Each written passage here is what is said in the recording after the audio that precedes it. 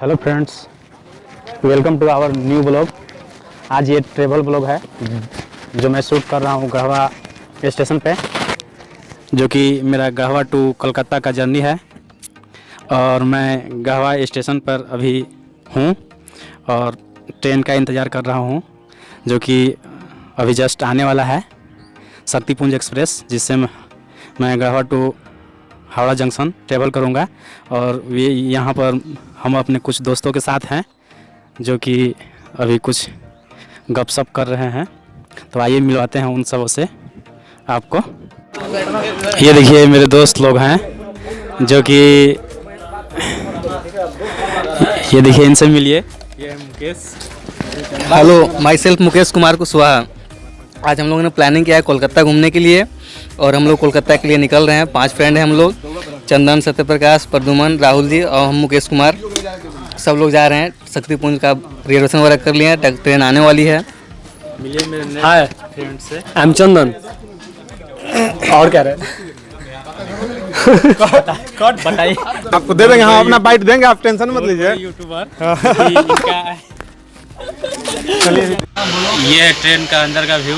अभी मैं शक्तिपुंज के अंदर प्रवेश कर गया हूँ अब, और गढ़वा रोड जंक्शन आकर के ट्रेन रुकी हुई है। हम लोग चले कोलकाता। और ये मेरे दोस्त लोग हैं जो कि अपना सीट छोड़ करके दूसरे की सीट पर बैठे हुए हैं। और ये मुकेश भाई हैं जो कि केवल फ़ोन पर लगे हुए रहते हैं। और ये है प्रदुमन भाई जो कि पानी भी लाए हैं, केला भी लाए हैं, खाने के लिए लाए हैं, लेकिन बेच रहे हैं।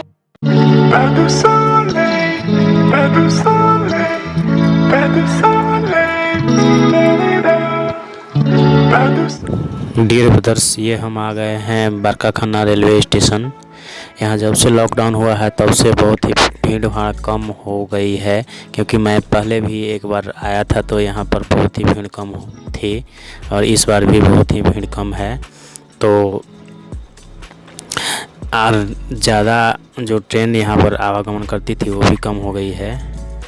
और अभी के शाम के बज रहे हैं 6 और आप सबको यहाँ पता ही होगा कि चने का छोला मिलता है जो कि बहुत ही फेमस है। तो देखते हैं, नीचे उतर करके चने का छोला खाते हैं, कैसा टेस्ट है यहाँ का। बहुत ही भीड़ भाड़ वाली रेलवे स्टेशन है, लेकिन यहाँ जब से लॉकडाउन हुआ है, लॉकडाउन के कारण यहाँ पे बहुत ही यात्री कम दिखे।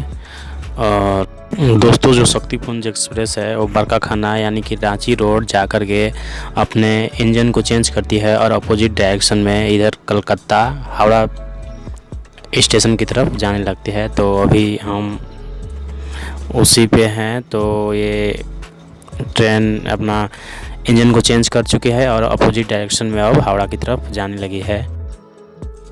दोस्तों, हम आ चुके हैं finally Howrah railway station, Howrah junction. दोस्तों, यहाँ पर ये ऊपर में देखिए पंखा इस टाइप का लगा हुआ है जो बहुत ही पुराने लग रहा है। और ये इतना बड़ा है कि लगभग 30-40 फीट में हवा दे रहा है और एक ही पंखा इस 30-40 फीट के एरिया को कवर किए हुए है। और इसके नीचे में बहुत सारे लोग सोए हुए हैं और अच्छा हवा दे रहा है। तो ये है हावड़ा जंक्शन का अंदर का व्यू। दोस्तों, इसका स्टेशन का जो अंदर का है स्पेस बहुत ही ज़्यादा है और इसका प्लेटफार्म भी बहुत बड़ा है। अंग्रेज़ों ने शायद इसे सोच समझकर बनाया होगा। बहुत ही बड़ा प्लेटफॉर्म और रेलवे स्टेशन है दोनों। और दोस्तों, ये रेलवे स्टेशन इस प्रकार का है कि जितनी भी ट्रेन आती है वहीं तक स्टॉपेज है इसका। उसके बाद में हो सकता है शायद दूसरा ट्रैक बना हुआ होगा पीछे से, लेकिन वहाँ आकर के ट्रेन रुक जाती है। उसके सामने में स्टेशन बना हुआ है और ये सामने का जो नज़ारा आप देख रहे हैं, ये सामने दोस्तों बाहर से हावड़ा स्टेशन का कुछ इस प्रकार का व्यू है। ये जो स्टेशन आप देख रहे हैं बहुत ही मनमोहक और पुराने बिल्डिंग लग रहे हैं, लेकिन इसकी रख रखाव और सिक्योरिटी अच्छी होने की वजह से ये बिल्डिंग बहुत ही शानदार और मनमोहक दिख रहे हैं और अच्छे हैं भी। दोस्तों, आपको पता होगा कि कलकत्ता में आपको टैक्सी चलती है, ऑटो बहुत ही कम मिलेंगी और टैक्सी पीले कलर की यहाँ पर बहुत सारी चलती हैं जो कि सस्ते और सुविधा अनुसार सिक्योरिटी को देखते हुए बहुत ही अच्छे हैं और यात्री लोग के लिए बहुत ही सुविधाजनक हैं। दोस्तों, आपको पता होगा कि हावड़ा जंक्शन से निकलने के तुरंत बाद हावड़ा ब्रिज है, जो कि आपको स्टेशन से बाहर निकलने के बाद जस्ट सामने में दिखेगा। और ये हावड़ा ब्रिज का ही, जो आप देख रहे हैं, हावड़ा ब्रिज का ही नज़ारा है। और इस ब्रिज को रविंद्र सेतु ब्रिज के नाम से भी जाना जाता है। देखिए यहाँ पे लिखा हुआ है welcome to Kolkata Rabindra Setu bridge, जो कि हावड़ा ब्रिज जिसे अंग्रेज़ों ने बनाया था। और इसे एक अजूबा भी माना जाता है, क्योंकि इससे जो हुगली नदी के ऊपर बना हुआ है, इसके बीच में कोई पाया नहीं है। अभी आपको मैं दिखाऊंगा। और ये जो पुल बना हुआ है, ये आधा किलोमीटर दूर तक है और इसके बीच में कोई पाया नहीं है। सिर्फ दो पाया एक किनारे पे और 2 पाया दूसरे किनारे पे है। और उसी के सहारे शायद मिश्र धातु है स्टील का, और जो कि आपको उस पुल को रखा हुआ है पकड़ के। और यह है हावड़ा ब्रिज से ही स्टेशन का व्यू, हावड़ा स्टेशन का व्यू। बस ज़्यादा दूर नहीं है, 50 मीटर का दूरी होगा Howrah station to Howrah bridge. या हावड़ा ब्रिज का ये जो नज़ारा देख रहे हैं आप रात। तो हावड़ा ब्रिज के कुछ मैं ऐतिहासिक घटनाओं की चर्चा करना चाहता हूँ। 1936 ईस्वी में इसका निर्माण कार्य शुरू हुआ था और 1942 ईस्वी में ये पूरा हो गया था। 3 फरवरी 1943 को इसे जनता के लिए खोल दिया गया था। 2018 में इसके 75 साल पूरे हुए। दोस्तों, दिलचस्प बात यह है कि द्वितीय विश्व युद्ध के दौरान भारी बमबारी झेली, वहीं स्वाधीनता आंदोलन, देश की आज़ादी और बंगाल के भयावह अकाल को भी हावड़ा ब्रिज ने देखा है। दोस्तों, मैं आप सबों को हावड़ा ब्रिज के बारे में ये भी बताना चाहता हूँ कि पूरी दुनिया में मशहूर और सैलानियों का आकर्षण का केंद्र रहे इस पुल का औपचारिक उद्घाटन तक नहीं हुआ है। इसकी वजह थी जब द्वितीय विश्व युद्ध बेसबाब पर था। दिसंबर 1942 में जापान का एक बम इस ब्रिज से कुछ दूरी पर गिरा था, इसलिए तय हुआ था कि इसके उद्घाटन के मौके पर कोई धूमधाम नहीं होगी। फरवरी 1943 में इसे ट्रैफिक के लिए खोल दिया गया था। दोस्तों, मैं आप सबों को ये भी बताना चाहता हूँ कि यह ऐतिहासिक ब्रिज देसी विदेशी सैलानियों के अलावा सत्यजीत रे से लेकर रिचर्ड एटनबरो और मणि रत्नम जैसे फिल्मकारों को भी लुभाता रहा है। यह अनगिनत फिल्मों की शूटिंग हो चुकी है। 1965 में कवि गुरु रविंद्रनाथ के नाम पर इसका नाम रविंद्र सेतु रखा गया था। दोस्तों, मैं आप सबों को ये भी बताना चाहता हूँ कि मैं हावड़ा ब्रिज के बारे में ये भी आप सबों को बता देना चाहता हूँ कि इस कैंटिलीवर ब्रिज को बनाने में 26,500 टन स्टील का इस्तेमाल किया गया था। इसमें से 23,500 टन स्टील की सप्लाई टाटा स्टील ने की थी, जो कि हमारे ही भारत और झारखंड में है।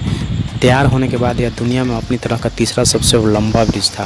पूरा ब्रिज महज नदी के दोनों किनारे पर बने हुए 280 फीट ऊंचे 2 पायों पर टिका हुआ है। इसके दोनों पायों के बीच की दूरी 1,500 फीट है। नदी में कोई पाया नहीं है। इसकी खास बात यह है कि इसके निर्माण में स्टील की प्लेटों को जोड़ने के लिए नट बोल्ट की बजाय धातु की बनी किलो यानी रिवेट्स का इस्तेमाल किया गया है। द्वितीय विश्व युद्ध के दौरान जापानी सेना ने इस ब्रिज को नष्ट करने के लिए भारी बमबारी की थी, लेकिन संयोग से इस ब्रिज को कोई नुकसान नहीं पहुंचा है। अब इससे रोजाना लगभग 1.25 लाख वाहन और 5 लाख से ज़्यादा पैदल यात्री गुजरते हैं। ब्रिज को बनाने के लिए इस पर पहली बार एक ट्रम गुजरी थी। दोस्तों, ब्रिज सच में एक अनोखा ब्रिज मुझे लग रहा है और इस ब्रिज को मैं देखकर अद्भुत खुशी फील कर रहा हूँ अपने आप में। और इस ब्रिज पर चलने का मज़ा तो कुछ और ही है। और इस ब्रिज पर दोस्तों इतना भीड़ भाड़ है कि मैं क्या कहूँ आप सबों को। इसकी जो चौड़ाई है 60-70 फीट चौड़ाई है दोस्तों। और पता नहीं किस प्रकार का यह कैंटिलीवर ब्रिज है जो कि इतने वज़न को अपने ऊपर हवा में उठाया हुआ। दोस्तों, तो कैसा लगा यह वीडियो कमेंट सेक्शन में ज़रूर बताएं और वीडियो को लाइक शेयर और चैनल को सब्सक्राइब जरूर कर लें। ऐसे ही